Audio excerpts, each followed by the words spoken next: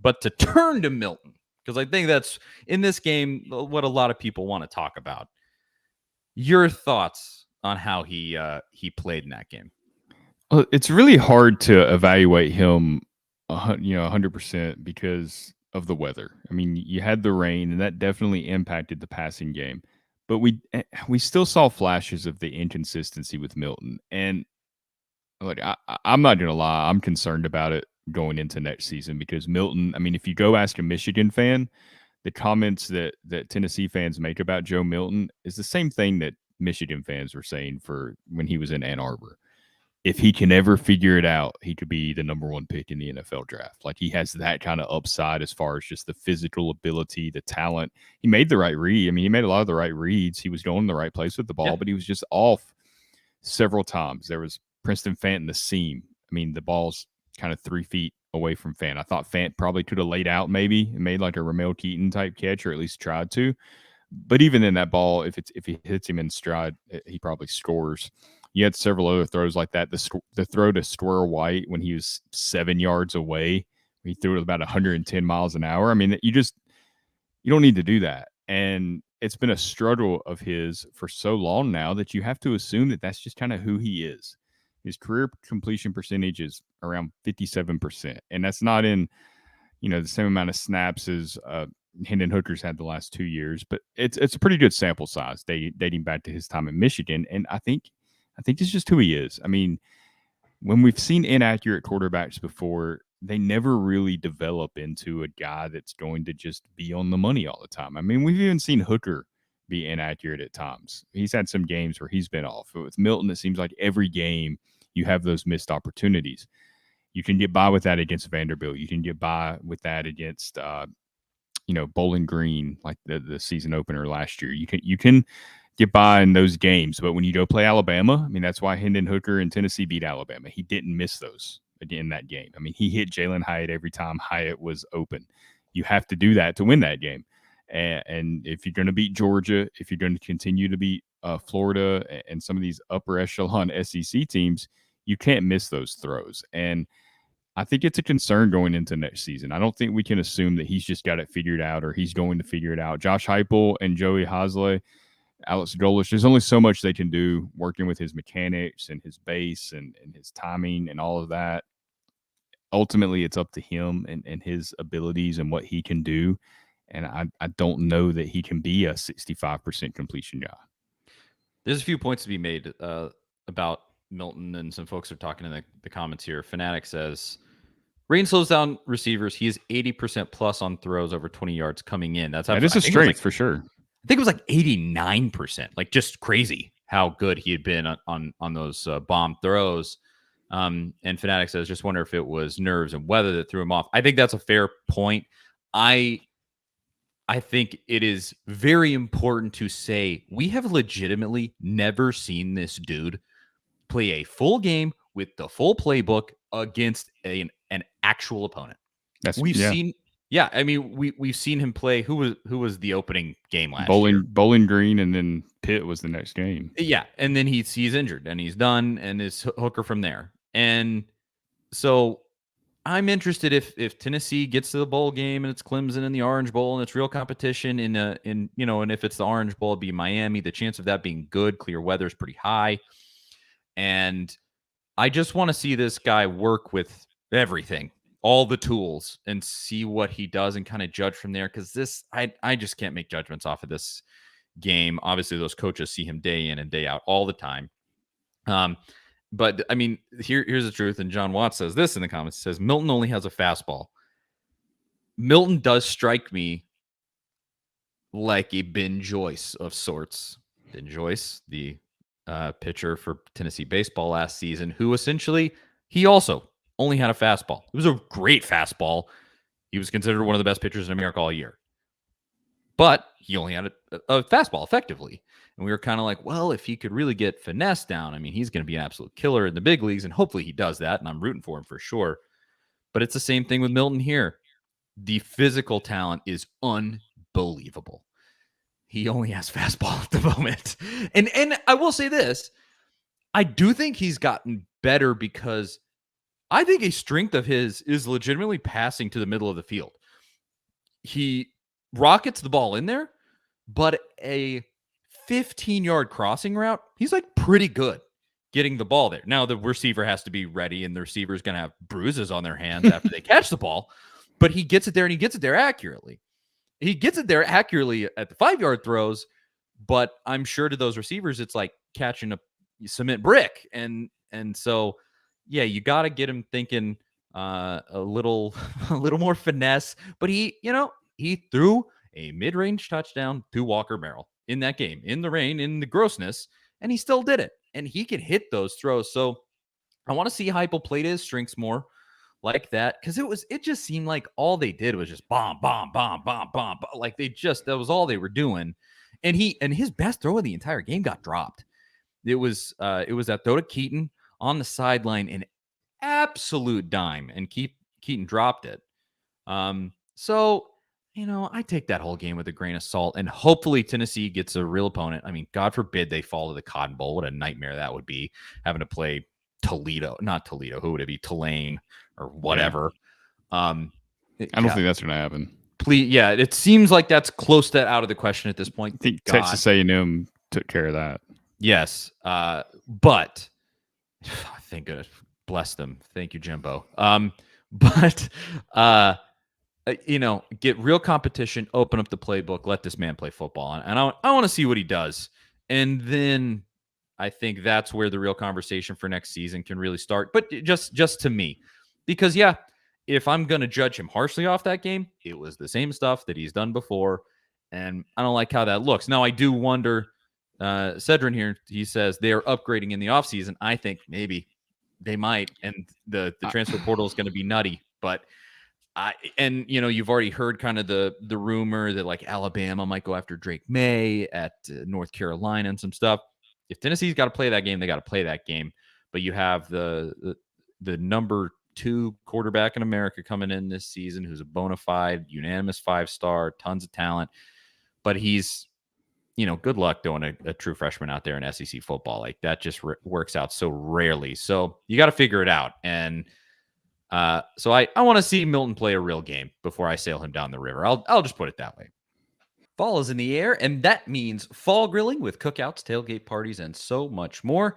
Luckily, the flavor experts at Omaha Steaks have made it easy to savor all the flavors of fall with their mouthwatering assortments of perfectly aged steaks, ultra juicy burgers, and easy to prepare comfort meals that are ready in a flash. And now is the perfect time to load up on all this incredible flavor and take advantage of 50% off site-wide by shopping their friends and family sale. Go to omahasteaks.com and use my promo code Vols, that is VOLS, at checkout and get $30 off your order. And guys, I've said it in these ads for weeks now. I've had all of the stuff from Omaha Steaks. I can't endorse it enough. Everything has been high quality. It comes right to your door, so easy and convenient, and I mean, most importantly, tasty. So I wouldn't say it if I didn't believe it. So don't wait. Go to omahasteaks.com and stock up today. Omaha Steaks isn't just steak. It's the best steak of your life, guaranteed. And don't forget to score that extra $30 off your order when you use Vols at checkout, VOLS. Omaha Steaks is perfect for those chilly and busy fall nights. You won't come close to getting this kind of quality at the grocery store. Visit omahasteaks.com. Promo code Vols at checkout. Minimum order may be required. Omaha Steaks. I agree. I mean, you're right. They do need a bigger sample size because we really haven't seen him in a tough SEC game, and to see how he reacts to that type of environment. Hopefully, we do get a bowl game that's competitive, that a lot of guys haven't opted out of either side, because, you want that 11th win. But if Milton's going to be the guy, that could be a very important game as far as his development goes. So if it is Clemson, if you end up playing Kansas State, whoever it ends up being, you hope it is a game where Milton's kind of got to face a little bit of adversity and figure some things out. And then that way you kind of know that he's battle tested and he can handle it next season.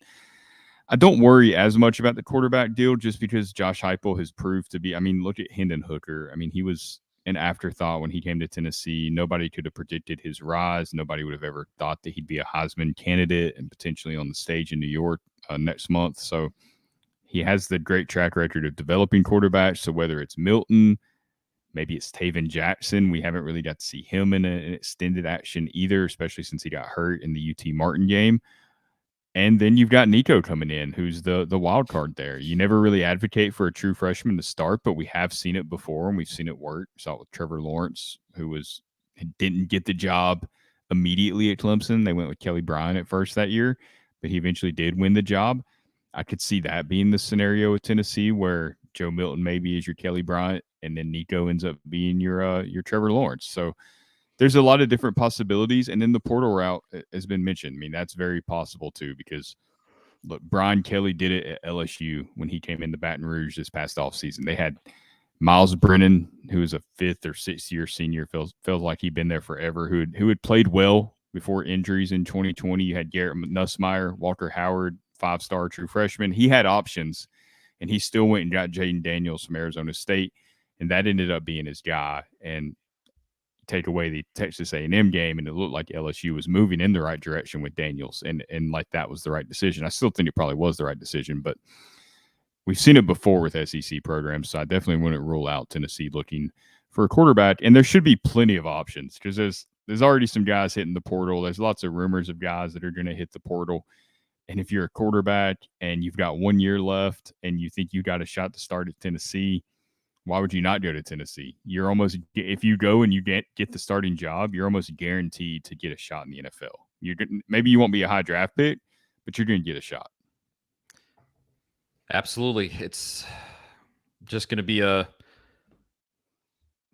test of time here. I mean, we just have to see how it plays out, because when that transfer portal opens up this time, I think this is probably going to be the wildest the transfer portal will ever be.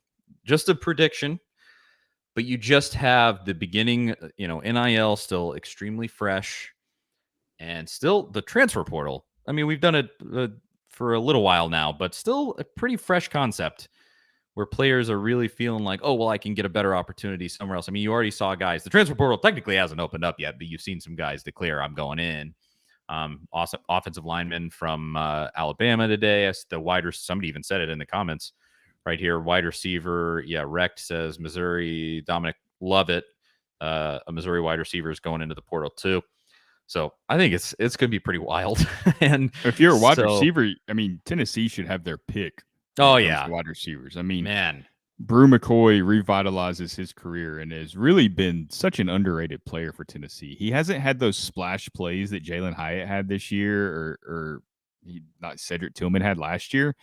But every time they've needed like a conversion, those intermediate routes, he's been there. He's been physical. He's made the catch. He's broken tackles to get first downs. I mean, he's been a really underrated player, I feel like. And then you just look at Tillman, what he did before Josh Heupel arrived. Jalen Hyatt, the way he's emerged this year. Ramel Keaton, who people forget, I think, how he's an upperclassman. He's been around for a while and hadn't really done much. And Tillman goes down, he steps up, plays a huge role for Tennessee. He's become kind of a go-to guy, and he's another one kind of like McCoy. It'll be 3rd and 10, and there's Ramel Keaton in the middle of the field to make the catch and keep the drive going. So he's been a very important player. So if you're a wide receiver, I mean, I get it if you go to Ohio State, but Tennessee's going to be right there in the mix for those guys. I want to see a big splash this offseason too. Like, dude, this is a real hopeful one, but Boomhauer in the comments says, I hope Dallin Hayden hits the transfer portal. Dallin Hayden, of course, at Ohio State, a running back who really emerged in the last couple of weeks, had some really nice performances for Ohio State. And he is also the son of Aaron Hayden, who was a running back for Tennessee and a very prominent one at that back in his day.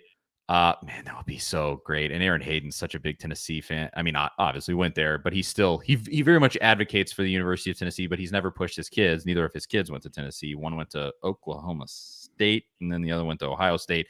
They are both phenomenal athletes. Oh man, that would be sweet. But something like that would be great, where I think going into this next season, obviously, I think more than the running back position, that would be cool. Lord knows he would be incredible in this offense. But something on defense, like a really great pickup on defense, specifically at cornerback. Yes, so shut down any corner. There has to be a corner that went to a non-power 5 school that should have. There's got to be several of those Yeah. guys. And yes, just with all these Jason coaching says changes, surely. the cornerback from Cincinnati, Luke Fickell, going to Wisconsin. So Lord knows some kids are going to transfer out of there. Luke Fickell obviously built his entire reputation at Cincinnati on that defense. That's how they got to the playoff last year. There's got to be one there. Come on down. You're just right up the road. Just drive right past Lexington, Kentucky. Come down 75. You're right there in Knoxville. But hopefully that happens. And to everybody who's commenting there too, we're going to talk about Hugh Freeze in a second. Hugh Freeze just literally as we came on here got announced as the new coach at Auburn. An interesting pickup there. It's just a little beside the point at the moment. We will talk about that.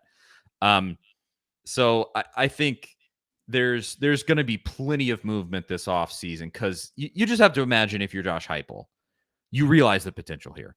You realize what you're working with resource-wise, money-wise, in terms of how this program, I think, is now viewed.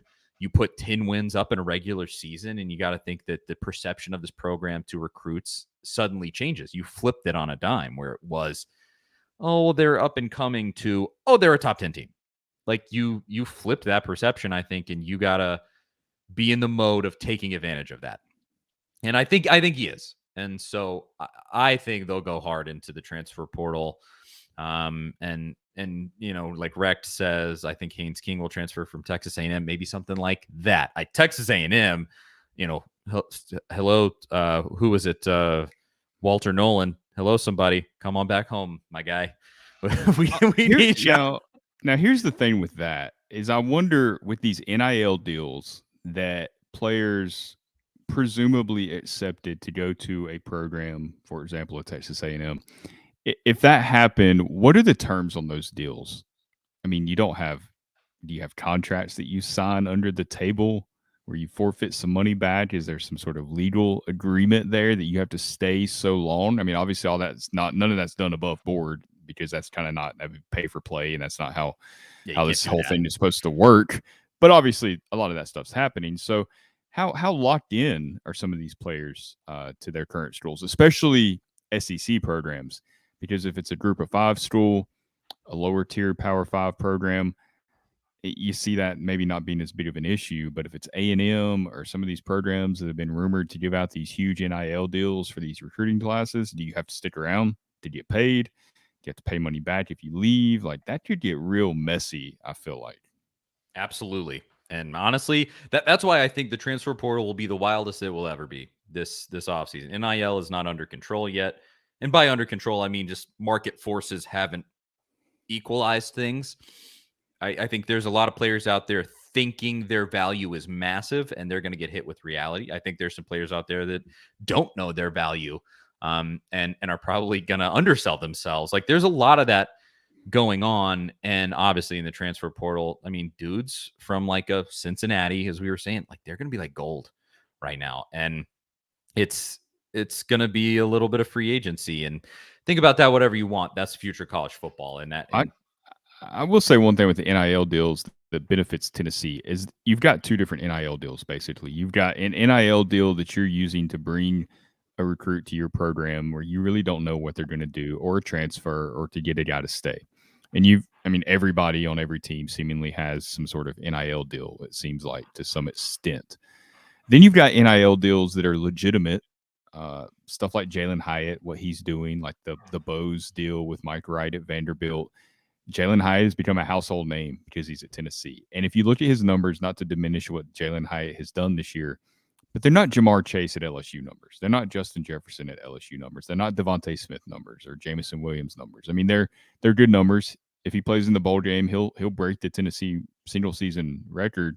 It's going to be about 1,300 yards, which is a season that's pretty typical of a first round wide receiver that goes in the NFL draft. It's nothing exceptionally special, but because he did it at Tennessee and the way this fan base is, he's become this household name that is getting these deals, that is getting all kinds of attention. And he's had a great year, of course, but I feel like players have to see that. You come to Tennessee, same goes for Hendon Hooker. You come to Tennessee and your options for NIL deals are going to open up so much. And you're going to get so much attention put on you just because you're going to be it's like being a pro athlete in East Tennessee or the whole state, really. So I think the opportunities at Tennessee are legitimately better than they are at a lot of other programs. And I think that'll be just as appealing because that's where you can get into some real serious money, not just, I mean, I don't know what these NIL deals are going for as far as bringing a player in, but when you get into that stuff that's kind of independent of the program and boosters and stuff, that's serious money then. Yeah, I mean, you just look between schools. Everybody said that about Kiffin with Ole Miss, where they're like, "Oh, he wants to leave because of NIL." I think rightfully so. Like Knoxville has the CEO. Well, whoever is the head of Pilot at this point, the guy that created Pilot is a giant donor. I think Dish Network too is a giant donor to Tennessee. I think Garmin Garmin's navigation systems is a Tennessee alum too. So like you have just at Tennessee some things like that. It's in one of the biggest cities in the SEC, if not the biggest outside of Nashville. Actually, I would probably be the case. And does Nashville even count since Vandy's the team that's there? And do you almost count Nashville as a part of what Tennessee takes? I think so. Yeah. Yeah. I mean, I really do. And so, yeah, you have a lot of that like working in your favor here, and it is what it is. Like at Auburn compared to an Ole Miss, Auburn has what the CEO of Apple is an Auburn alum. There's things like that, or it's an alum, or he went there. Either way, he is Tim. What's his face? Is right? Am I making that up? I don't know if you are or not, to be honest. So Let's see. I was just going to step back and see where that went. Tim Cook from Mobile, Alabama. And let's see. Auburn University, the bachelor's degree. Yeah, you nailed it. Yeah. And then he went to Duke. So but it makes a real difference in a situation like this. Seriously. Like the money that Tennessee can shell out is a lot bigger than Mississippi State, is what it is. So moving forward,